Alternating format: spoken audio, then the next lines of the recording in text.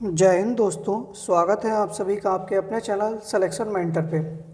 आइए हम लोग शुरू करते हैं आज अपनी जीएस की प्रैक्टिस क्लास।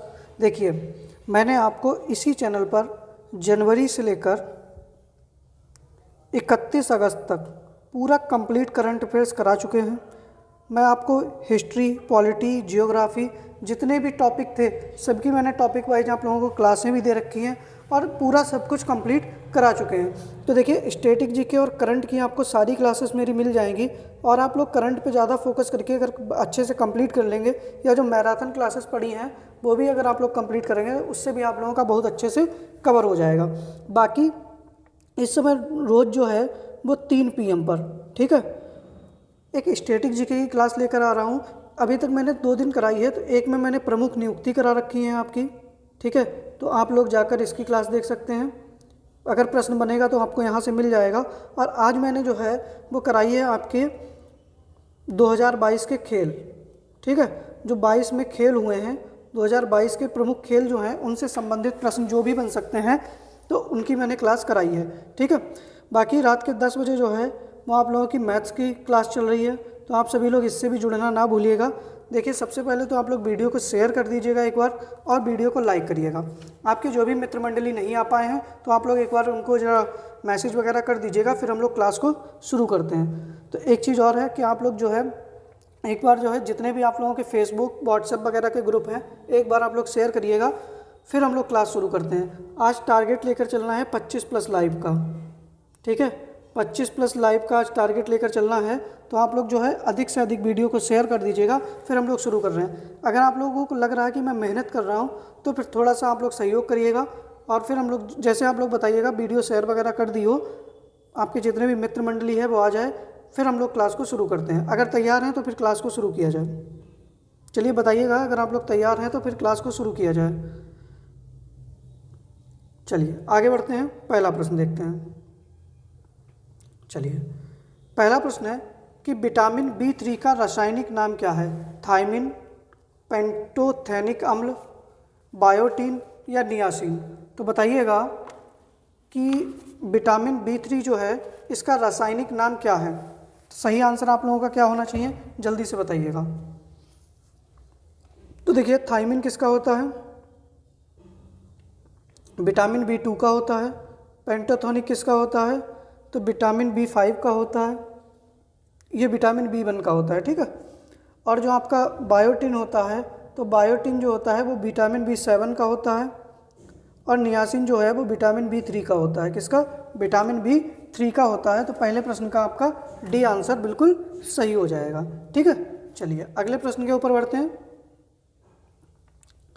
कि DNA फिंगर प्रिंटिंग केंद्र कहाँ स्थित है? लखनऊ, हैदराबाद, नई दिल्ली या मुंबई?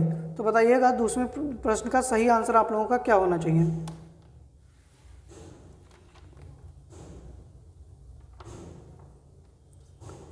तो देखिएगा, जो DNA फिंगर प्रिंटिंग केंद्र है, देखिएगा आपसे प्रश्न पूछा जाए कि एशिया का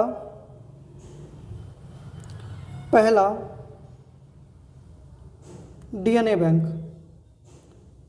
ठीक है। अब आप लोग बताइएगा एशिया का पहला DNA बैंक कहाँ पर है और DNA फिंगर प्रिंट केंद्र कहाँ पर है, ठीक है। फिंगर प्रिंटिंग होगा यहाँ पर, ये प्रिंट शब्द क्या है, ठीक है।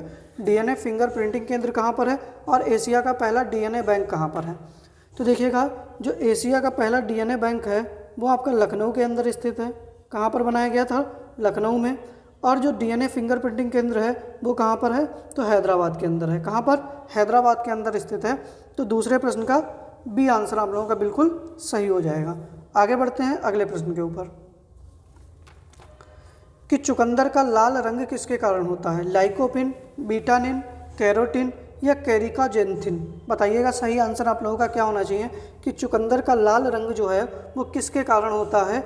सही आंसर आप लोगों का क्या होना चाहिए, जल्दी से कमेंट बॉक्स में बताइएगा। और भैया एक बार वीडियो वगैरह शेयर कर दीजिएगा और जो जितने भी लोग वीडियो देख रहे हैं लाइक नहीं किया है तो कृपया भैया निवेदन है लाइक वगैरह कर दीजिएगा। और पैट एग्जाम में धुआं धुआं बनाना है, ये याद रखिएगा आप लोग। तो भैया देखो, लाइकोपिन क्या होता है? तो टमाटर का लाल रंग। क्या होता है? टमाटर का लाल रंग किसके कारण होता है? तो भैया लाइकोपिन के कारण होता है। चुकंदर का लाल रंग जो होता है वो बीटानिन के कारण होता है। कैरोटीन के कारण क्या होता है? तो गाजर का नारंगी रंग होता है। क्या होता है? गाजर का नारंगी रंग होता है। और पपीते का जो पीला रंग होता है,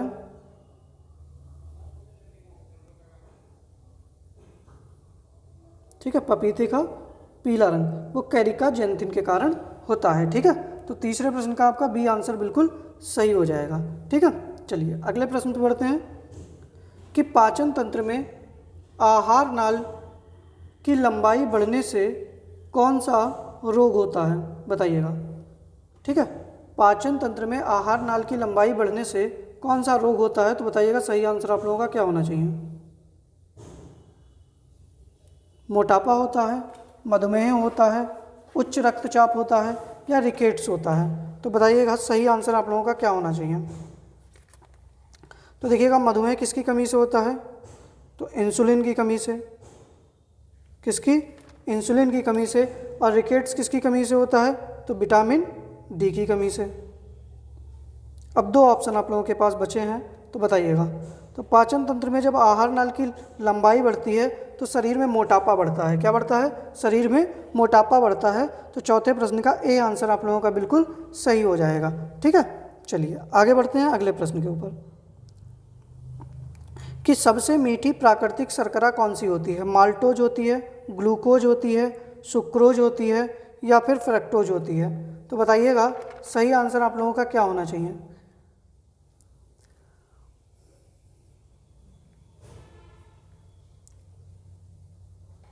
बताइएगा सही आंसर आप लोगों का क्या होगा।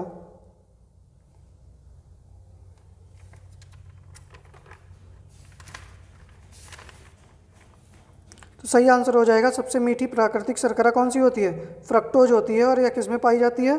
तो शहद में पाई जाती है। किसमें? शहद के अंदर पाई जाती है। ठीक है, तो पांचवें प्रश्न का डी आंसर आप लोगों का सही हो जाएगा। ठीक है, चलिए अच्छा बाकी बताइएगा माल्टोज, ग्लूकोज, सुक्रोज किस में पाई जाती हैं? सारी चीज़ें पढ़ाई हैं, जैसे कि माल्टोज किस में पाई जाती है? अनाज में। किस में? जो अनाज में मीठापन होता है वो किसकी वजह से होता है? माल्टोज की वजह से। सुक्रोज किस में पाई जाती है? तो गन्ना में। किस में? गन्ना में, चुकंदर में। ठीक है, लैक्टोज किस में पाई जाती है? तो दूध में। चलिए अगला प्रश्न है कि गैस से द्रव में परिवर्तित होना क्या कहलाता है? हिमकरण, संघनन, विगलन या ऊर्ध्वापातन? तो बताइएगा सही आंसर इसका क्या होना चाहिए आप लोगों का। हिमकरण होता है, संघनन होता है, विगलन होता है या ऊर्ध्वापातन होता है? तो देखिएगा जब द्रव से ठोस में बदला जाता है, किससे? द्रव से ठोस में बदलना क्या कहलाता है? तो हिमकरण कहलाता है। ठीक है, जब गैस से द्रव में बदला जाता है तो संघनन कहलाता है। ठीक है, जब ठोस को द्रव में बदला जाता है तो विगलन कहलाता है। क्या कहलाता है? विगलन कहलाता है। और जब ठोस को सीधा गैस में बदला जाता है तो किस में क्या कहलाता है? तो ऊर्ध्वपातन कहलाता है। तो सही आंसर आपका क्या हो जाएगा? बी ऑप्शन सही हो जाएगा, संघनन कहलाता है। गैस जो है सब द्रव में परिवर्तित होती है तो उसको क्या कहेंगे? संघनन कहेंगे। ठीक है, तो छठे प्रश्न का बी आंसर आप लोगों का सही हो जाएगा। आगे बढ़ते हैं कि थॉमस कप 2022 का आयोजन कहाँ हुआ? किसी का गलत नहीं होना चाहिए, 3 बजे वाली क्लास में ही ये प्रश्न मैंने कराया है। भारत, इंडोनेशिया, थाईलैंड, दक्षिण कोरिया। मैंने जो जो एडिशनल जानकारी थॉमस कप के बारे में बताई थी, कौन विजयी रहा है, कौन उपविजेता रहा है, कहाँ आयोजित हुआ, सभी कुछ बताइएगा आप लोग। 7वें प्रश्न का सही आंसर में क्या होना चाहिए? तो देखिएगा क्या आंसर सही होगा थॉमस कप के बारे में। तो देखिएगा आयोजन कहाँ हुआ? तो थाईलैंड में। कहाँ हुआ? थाईलैंड के बैंकॉक में आयोजन हुआ। उपविजेता कौन रहा है? तो इंडोनेशिया रहा है। कौन रहा है? इंडोनेशिया। विजेता कौन रहा है? तो भारत रहा है। कौन रहा है? भारत रहा है। अब तक सबसे ज़्यादा बार किसने जीता है? तो 14 बार कौन जीता है? थॉमस कप इंडोनेशिया जीता है। कौन जीता है?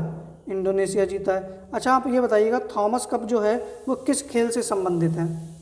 ठीक है, तो इस प्रश्न का तो सही आंसर कौन सा हो जाएगा? सी ऑप्शन सही हो जाएगा।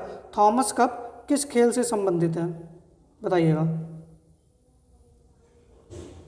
ठीक है, थॉमस कप किस खेल से संबंधित है। चलिए आगे बढ़ते हैं अगले प्रश्न के ऊपर। तो 7वें प्रश्न का सी आंसर सही हो जाएगा कि भारतीय उद्योग परिसंघ के नए अध्यक्ष कौन बने हैं? रंजना देसाई, आर दिनेश, सत्येंद्र प्रधान या अशोक कुमार। तो बताइएगा सही आंसर आप लोगों का क्या होना चाहिए? भारतीय उद्योग परिसंघ के नए अध्यक्ष कौन बने हैं? और चार के चारों ही कुछ ना कुछ बने हैं। ये मैंने परसों की क्लास में कराया है।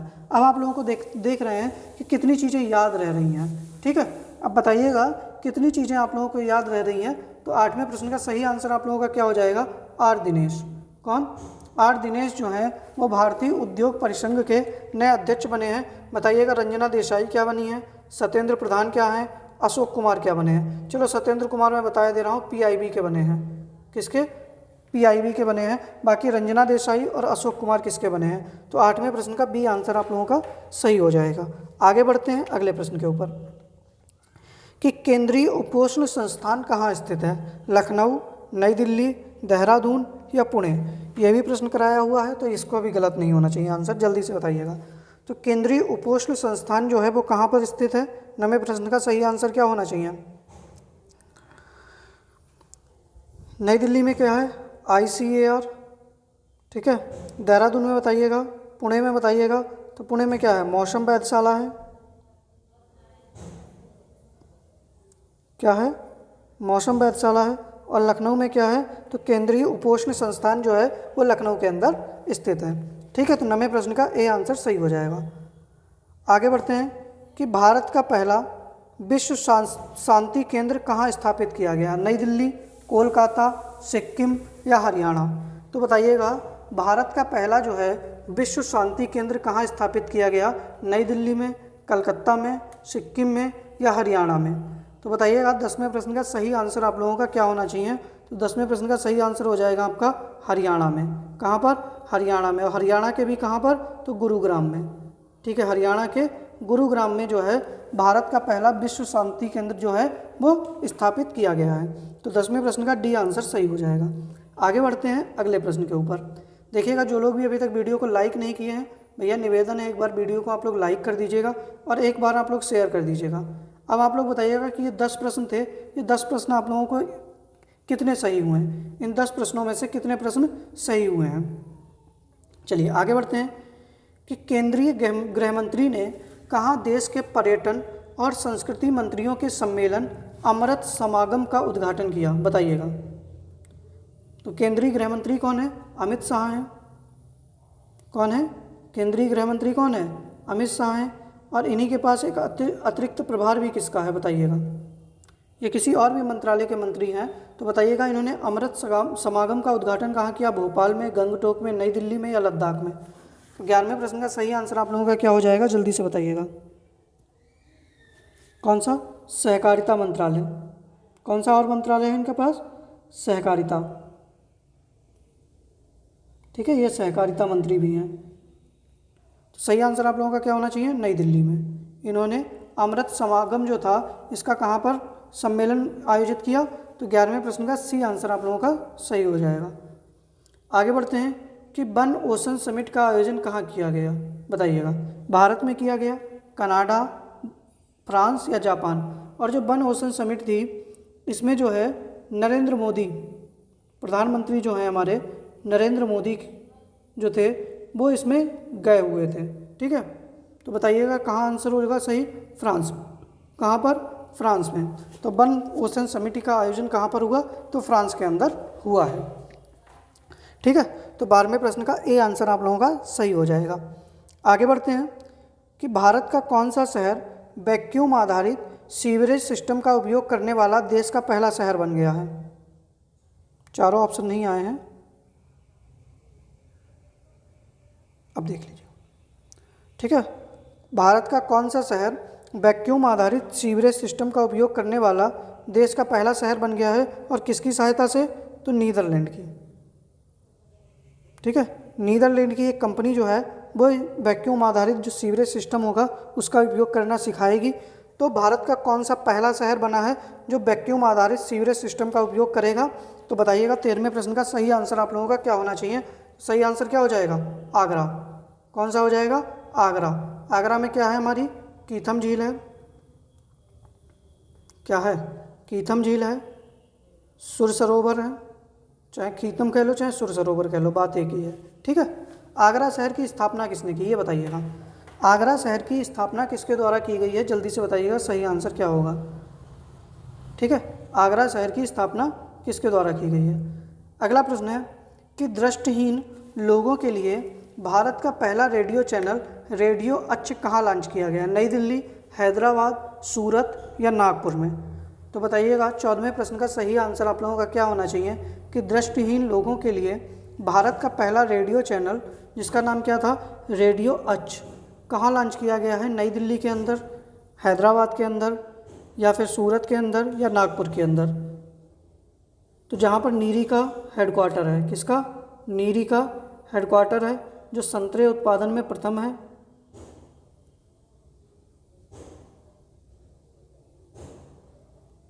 ठीक है, सही आंसर क्या हो जाएगा? नागपुर। कहाँ पर? नागपुर में किया गया। तो 14वें प्रश्न का डी आंसर आप लोगों का सही हो जाएगा। आगे बढ़ते हैं। अगला प्रश्न है कि लेट मी से इट नाउ, लेट मी से इट नाउ किसकी पुस्तक है? राकेश मारिया की, प्रेम रावत की, प्रीति शेनॉय की या सैयद अकबरुद्दीन की?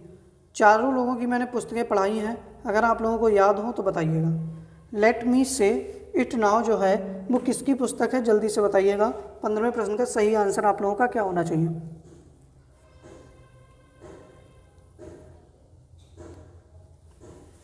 तो सही आंसर आप लोगों का क्या हो जाएगा? राकेश मारिया की है। किसकी है? राकेश मारिया की पुस्तक है। ठीक है, तो 15वें प्रश्न का ए आंसर सही हो जाएगा। आगे बढ़ते हैं कि रुक्मणी देवी अरुंडेल किस नृत्य शैली से जुड़ी हैं? कुचिपुड़ी, भरतनाट्यम, कथकली, सत्रिया? तो पहले तो बताइएगा कि चारों किस राज्य से संबंधित हैं? तो कुचिपुड़ी कहाँ से है? आंध्र प्रदेश से, भरतनाट्यम तमिलनाडु से, कथकली केरल से और सत्रिया असम से। अब बताइएगा कि जो रुक्मणी देवी अरुंडेल हैं ये किस नृत्य शैली से जुड़ी हुई हैं? सही आंसर आप लोगों का क्या होना चाहिए? 16वें प्रश्न का जल्दी से बताइएगा। 16वें प्रश्न का सही आंसर हो जाएगा भरतनाट्यम। किससे जुड़ी हुई हैं? भरतनाट्यम से जुड़ी हुई हैं, तो बी ऑप्शन आपका सही हो जाएगा। ठीक है, चलिए अगले प्रश्न पे बढ़ते हैं हम लोग। 17वां प्रश्न है कि बहामास की राजधानी क्या है? किंगस्टन, कराकस, बोगोटा या नस्साउ? पहली बात तो आप लोग चारों की राजधानी बताइएगा। चारों देशों की राजधानी बताइएगा, मतलब किसी न किसी की ये राजधानी है, तो जल्दी से बताइएगा चारों किसकी किसकी राजधानी है। मैं नहीं बताऊंगा, सारे पढ़ाए हुए हैं, इसलिए भैया आप लोग जो है वो इधर उधर मत भटकें, आराम से एक ही बार में चीज़ें कंप्लीट करें अब। ठीक है, तो बहामास की तो राजधानी हो जाएगी आपकी नस्साउ। क्या हो जाएगी? नस्साउ। चलो मैं एक बता दे रहा हूँ, कराकस जो है वो वेनेजुएला की राजधानी है। किसकी है? वेनेजुएला की है। किंगस्टन और बोगोटा बताइएगा किसकी राजधानी है। चलिए आगे बढ़ते हैं अगले प्रश्न के ऊपर कि सोजत मेहंदी किस राज्य का जीआई टैग है? महाराष्ट्र, तमिलनाडु, राजस्थान या उत्तराखंड? तो बताइएगा कि सोजत मेहंदी जो है वो किस राज्य का जीआई टैग है? महाराष्ट्र का है, तमिलनाडु का है, राजस्थान का है या उत्तराखंड का है? तो बताइएगा 18वें प्रश्न का सही आंसर आप लोगों का क्या होना चाहिए? तो देखिएगा महाराष्ट्र में क्या था? सफ़ेद प्याज बताए थे ना, सफ़ेद प्याज। उत्तराखंड में क्या था? मुनस्यारी राजमा।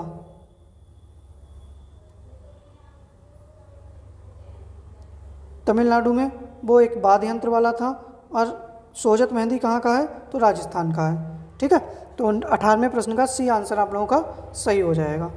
आगे बढ़ते हैं कि ऑपरेशन देवी शक्ति संबंधित है अफ़गानिस्तान में फंसे भारतीयों के लिए, यूक्रेन में फंसे भारतीयों के लिए, मालदीव में फंसे भारतीयों के लिए या भारतीय नौसेना द्वारा विदेशों में फंसे भारतीयों को वापस लाने के लिए? तो बताइएगा ऑपरेशन देवी शक्ति जो है वो किससे संबंधित है? सही आंसर आप लोगों का क्या होना चाहिए? जल्दी से बताइएगा। तो ऑपरेशन देवी शक्ति जो है वो आप लोगों का किससे संबंधित है? अफ़गानिस्तान में फंसे भारतीयों के लिए। कहाँ से? अफ़गानिस्तान में फंसे भारतीयों के लिए। और यूक्रेन से कौन सा संबंधित था? तो ऑपरेशन गंगा। कौन सा? ऑपरेशन गंगा।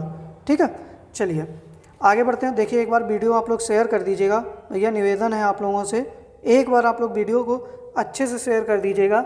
हम लोग बहुत करीब हैं इस, देखो आप लोगों का पेट का एग्ज़ाम आ गया, लेकिन आप लोग ये टारगेट हमको अचीव नहीं कर पाए हैं।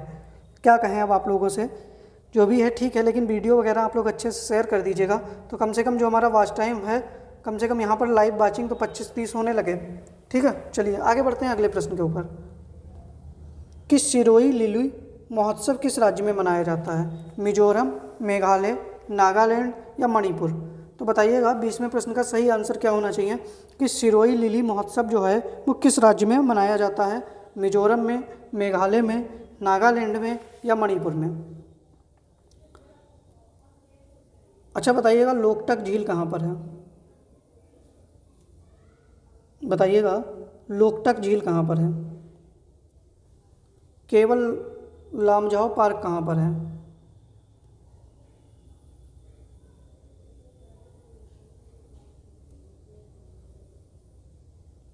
संगाई महोत्सव कहाँ मनाया जाता है? सारे आंसर बताइएगा क्या हो जाएंगे। बाकी देखिए सिरोही लिली महोत्सव जो है वो कहाँ है? मणिपुर में। कहाँ पर? मणिपुर में मनाया जाता है। लोकटक झील भी आपकी मणिपुर में है, केवल लामजाओ पार्क भी मणिपुर में है, और संगाई महोत्सव भी आपका कहाँ मनाया जाता है? तो मणिपुर के अंदर ही मनाया जाता है। ठीक है, चलिए आगे बढ़ते हैं अगले प्रश्न के ऊपर। 21वां प्रश्न है कि प्रधानमंत्री नरेंद्र मोदी द्वारा डिजिटल इंडिया सप्ताह 2022 का उद्घाटन कहाँ किया गया? अहमदाबाद, नई दिल्ली, गांधीनगर या देहरादून? तो बताइएगा 21वें प्रश्न का सही आंसर क्या होना चाहिए कि प्रधानमंत्री नरेंद्र मोदी द्वारा डिजिटल इंडिया सप्ताह 2022 का उद्घाटन कहाँ किया गया? तो 21वें प्रश्न का सही आंसर बताइएगा क्या हो जाएगा। तो सही आंसर हो जाएगा आपका गांधीनगर। कहाँ पर? गांधीनगर में किया गया। 21वें प्रश्न का सी आंसर आप लोगों का सही है। ठीक है, चलिए आगे बढ़ते हैं अगले प्रश्न के ऊपर कि प्राकृतिक खेती सम्मेलन का आयोजन किस स्थान पर किया गया? हैदराबाद, भुवनेश्वर, सूरत या नासिक? तो बताइएगा प्राकृतिक खेती सम्मेलन का आयोजन जो है वो किस स्थान पर किया गया है? हैदराबाद में, भुवनेश्वर में, सूरत में या नासिक के अंदर? तो सही आंसर आप लोगों का क्या हो जाएगा?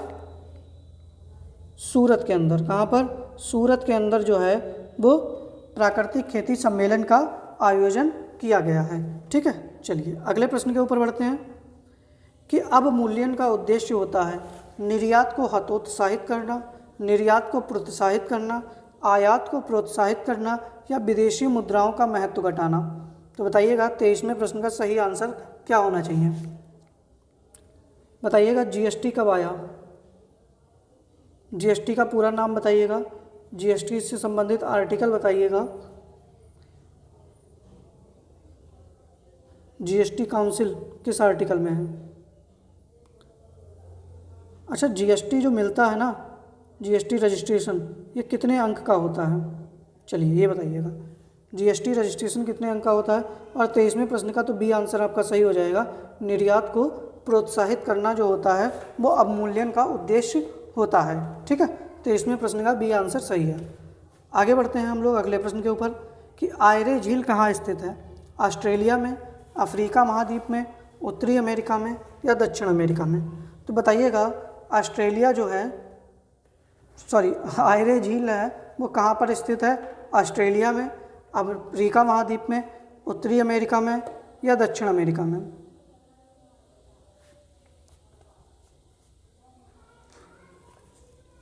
तो बताइएगा 24वें प्रश्न का सही आंसर आप लोगों का क्या होना चाहिए? तो क्या हो जाएगा? ऑस्ट्रेलिया। ऑस्ट्रेलिया को क्या कहा जाता है? प्यासी भूमि का देश कहा जाता है। ठीक है, इसको भी आप लोग याद रखना है। अफ्रीका को क्या कहा जाता है? तो अंध महाद्वीप कहा जाता है। और दक्षिण अमेरिका को क्या कहा जाता है? तो पक्षियों का महाद्वीप कहा जाता है।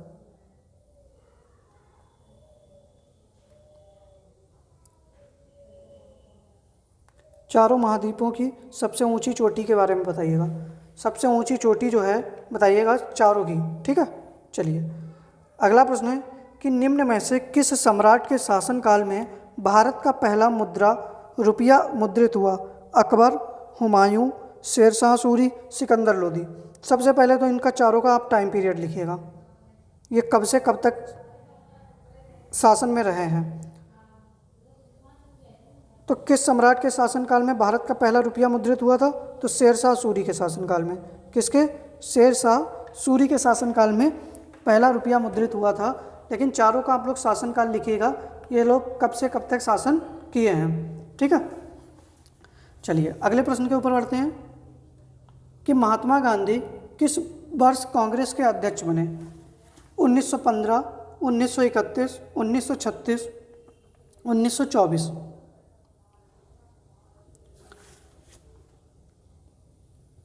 और जिस वर्ष ये कांग्रेस के अध्यक्ष बने वो हुआ कहाँ था? और इसमें क्या हुआ था? हिंदी अनिवार्य कर दी गई थी। क्या कर दी गई थी? हिंदी अनिवार्य। हुआ कहाँ? बेलगांव में। और बेलगांव आपका कहाँ पर है? 1924 में। कहाँ पर? 1924 में हुआ। कौन? महात्मा गांधी कांग्रेस के अध्यक्ष कब बने? 1924 में बने। और भैया कहाँ पर है बेलगांव? कर्नाटक के अंदर, ठीक है। कहाँ पर है? कर्नाटक के अंदर है। 26वें प्रश्न का डी आंसर आप लोगों का सही हो जाएगा। आगे बताइएगा कि भारतीय संविधान का कौन सा अनुच्छेद ग्राम पंचायतों से संबंधित है? अनुच्छेद 40, अनुच्छेद 42, अनुच्छेद 48, अनुच्छेद 51। तो बताइएगा 27वें प्रश्न का सही आंसर आप लोगों का क्या होना चाहिए कि भारतीय संविधान का कौन सा अनुच्छेद जो है वो ग्राम पंचायतों से संबंधित है? तो सही आंसर आप लोगों का क्या हो जाएगा? अनुच्छेद 40। क्या हो जाएगा? अनुच्छेद 40। और भैया अनुच्छेद 40 का मतलब क्या हुआ? राज्य के नीति निदेशक तत्व में सम्मिलित है। बताइएगा राज्य के नीति निदेशक तत्व हमने किस देश के संविधान से लिए हैं? बताइएगा राज्य के नीति निदेशक तत्व जो हैं हमने किस देश के संविधान से लिए हैं। आगे बढ़ते हैं अगले प्रश्न के ऊपर कि मुंबई में नौसेना का विद्रोह कब हुआ? जून 1945, 24 मार्च 1946, 19 फरवरी 1946, 23 मार्च 1943। और चारों डेट के बारे में अगर पता हो तो आप लोग चारों डेट के बारे में बताइएगा। तो 28वें प्रश्न का सही आंसर आप लोगों का क्या होना चाहिए? देखिए जून 1945 में क्या हुआ था? बेवेल योजना आई थी। 24 मार्च 1946 को कैबिनेट मिशन। और 19 फरवरी 1946 को क्या हुआ था? तो मुंबई का नौसेना विद्रोह हुआ था। तो 28वें प्रश्न का सी आंसर आपका सही हो जाएगा। चलिए आगे बढ़ते हैं अगले प्रश्न के ऊपर कि मातृ देवी की मूर्ति किस स्थान से प्राप्त हुई? मोहनजोदड़ो, हड़प्पा, धौलावीरा या कालीबंगा। तो 29वें प्रश्न का सही आंसर बताइएगा। अच्छा आप लोग बताइएगा मोहनजोदड़ो किस नदी के किनारे था? हड़प्पा, धौलावीरा और कालीबंगा। चारों बताइएगा किस किस नदी के किनारे स्थित थे और वर्तमान में ये कहाँ स्थित हैं? वर्तमान में कहाँ स्थित हैं और किस किस नदी के किनारे थे बताइएगा। और मातृ देवी की मूर्ति जो है वो हमको कहाँ से मिली है? हड़प्पा से। कहाँ से? हड़प्पा से मिली थी। तो 29वें प्रश्न का बी आंसर सही हो जाएगा। अच्छा मोहनजोदड़ो किस नदी के किनारे? सिंधु। कहाँ पर है इसकी स्थिति? तो पाकिस्तान में। हड़प्पा, रावी वर्तमान में कहाँ है? तो पाकिस्तान। धौलावीरा और कालीबंगा। तो धौलावीरा कहाँ पर है? गुजरात में है। कालीबंगा कहाँ पर है? तो राजस्थान में है। अब आप बता दीजिएगा कि इन दोनों किस नदी के ऊपर बसे हुए थे, ठीक है। अगले प्रश्न पे बढ़ते हैं कि महावीर स्वामी ने कौन सा सिद्धांत जोड़ा? आस्तेय, अपरिग्रह, अहिंसा या ब्रह्मचर्य। तो 30वें प्रश्न का सही आंसर आप लोगों का क्या होना चाहिए? जल्दी से बताइएगा कि महावीर स्वामी ने कौन सा सिद्धांत जोड़ा। देखिएगा जैन धर्म के 5 सिद्धांत थे। कौन से? आस्तेय, अपरिग्रह, अहिंसा, ब्रह्मचर्य और सत्य, ठीक है। ये 5 सिद्धांत थे जिनमें से 5वां सिद्धांत जो है ब्रह्मचर्य को किसके द्वारा जोड़ा गया था?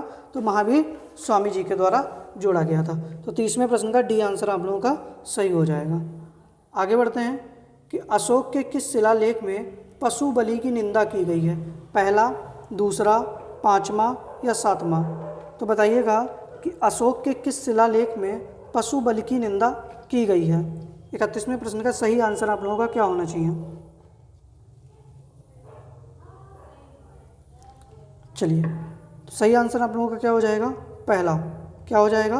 पहला हो जाएगा कि अशोक के किस शिलालेख में पशु बलि की निंदा की गई है? तो पहले में की गई है। ठीक है, चलिए अब एक बार आप लोग यहाँ पर ये बताइएगा कि आप लोगों के 31 प्रश्न से कितने प्रश्न सही हुए हैं और आप लोगों को ये क्लास कैसी लग रही है। एक बार आप लोग ये भी बताइएगा कि इसी तरीके से मिक्स क्वेश्चन की क्लास कराते रहें या अब आप लोगों को खुद से पढ़ना है तो बताइए, मैं कुछ रोक दूँ? अब आप लोग जैसा चाहते हैं मैं उस तरीके से क्लास रोक सकता हूँ। अगर आपको सेल्फ स्टडी करनी है तो बताइए, मैं क्लास रोक दूँ, या आप लोगों को लगातार इसी तरीके से प्रैक्टिस करनी है तो मैं उस हिसाब से चलता रहूँ।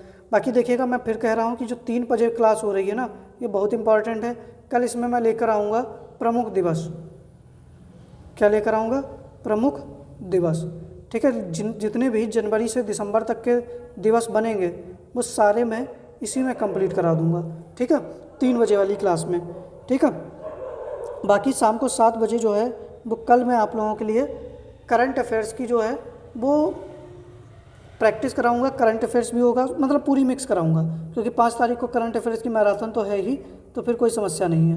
बाकी रात के 10 बजे जो है वो मैथ की क्लास चल रही है, तो उससे भी आप लोग जुड़ना ना भूलें। ठीक है, चलिए अगले प्रश्न पे पढ़ते हैं हम लोग कि किस देश के सनातन मंदिर में सरदार पटेल की प्रतिमा का अनावरण किया गया? सऊदी अरब, संयुक्त अरब अमीरात, कनाडा या कंबोडिया?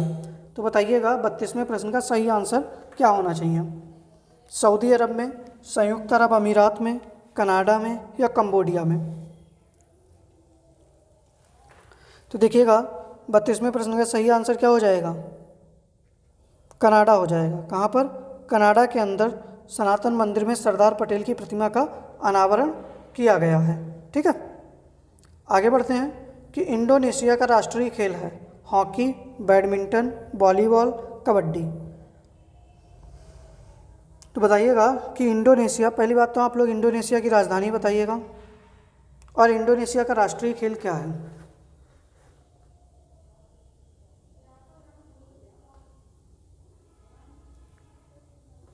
चलिए, सही आंसर क्या हो जाएगा? बैडमिंटन है। क्या है? बैडमिंटन है। ठीक है, तो 33वें प्रश्न का बी आंसर सही हो जाएगा। अगला प्रश्न है कि निम्न में से कौन सी एक विशेषता भारतीय संविधान की नहीं है? संसदीय शासन प्रणाली, एकल नागरिकता, सार्वजनिक वयस्क मताधिकार या प्रतिबद्ध न्यायपालिका? तो बताइएगा 34वें प्रश्न का सही आंसर आप लोगों का क्या होना चाहिए कि कौन सी एक विशेषता जो है वो भारतीय संविधान की नहीं है? तो कौन सी नहीं है? प्रतिबद्ध न्यायपालिका नहीं है। भाई हमारे यहाँ कैसी न्यायपालिका है? स्वतंत्र न्यायपालिका है, ना कि प्रतिबद्ध न्यायपालिका है। ठीक है, तो 34वें प्रश्न का डी आंसर आप लोगों का बिल्कुल सही हो जाएगा। आगे बढ़ते हैं अगले प्रश्न के ऊपर कि मूर्खा घाटी कहाँ स्थित है? लद्दाख में, सिक्किम में, नागालैंड में, हिमाचल प्रदेश में? तो बताइएगा कि ये मूर्खा घाटी किस राज्य में स्थित है? लद्दाख के अंदर स्थित है, सिक्किम के अंदर है, नागालैंड के अंदर है या फिर हिमाचल प्रदेश के अंदर है? तो 35वें प्रश्न का सही आंसर आप लोगों का क्या हो जाएगा? लद्दाख के अंदर स्थित है। कहाँ पर? लद्दाख के अंदर स्थित है। ठीक है, चलिए देखिएगा, ये हमारे आज के कुछ 35 प्रश्न थे। देखो 50 प्रश्न आप लोगों के आने हैं। ठीक है, 50 में से मैं 35 से 40 प्रश्न की लगभग रोज ही प्रैक्टिस करा रहा हूँ। किसी दिन 35 हो जाते हैं, किसी दिन 40 हो जाते हैं। ठीक है, तो देखिएगा लगभग मैंने आप लोगों का अब तक बहुत सारी चीज़ें मैंने आपकी कवर करा दी हैं। उम्मीद कर रहे हैं कि अगर आप लोग सब लोग इनको मेहनत से पढ़े होंगे तो आप लोग जो है पेट में 80+ नंबर आप लोग बहुत आराम से लेकर आएंगे।